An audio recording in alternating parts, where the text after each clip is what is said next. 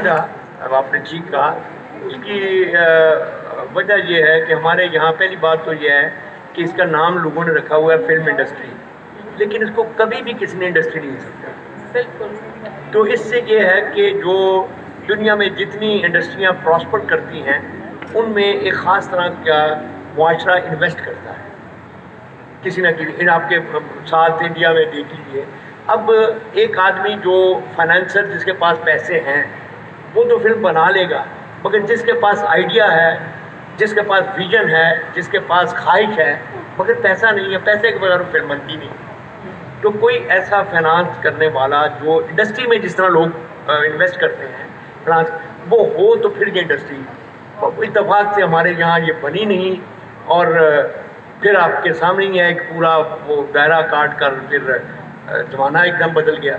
अब ये बच्चे जो हमारे आ रहे हैं आजकल, इनमें मैं बहुत ज़्यादा तो फॉलो नहीं करता, मगर इनमें मुझे लगता है कि कहीं कहीं चमक ये अच्छी फिल्में चमक जो है वो नज़र आ रही है। लेकिन मैं ज़ाती तौर पे समझता हूँ कि जब तक इसको इंडस्ट्री के तौर पर नहीं लिया जाएगा, हम कंसिस्टेंटली एक मुतवातर तरीके से, बेहतर तरीके से अच्छी फिल्में इक्का दुक्का तो बन जाएंगी लेकिन अच्छी नहीं बना सकेंगे। और मैंने जब फिल्म लिखनी छोड़ी तो उस वक्त बदकिस्मती से फिल्म भी उस जैसे अब टीवी सेठों के हाथ आया हुआ है, फिल्म भी एक ख़ास तरह के लोगों के हाथ में थी और वो अपनी मर्जी की चीज़ जो है वो बनवाना चाहते थे।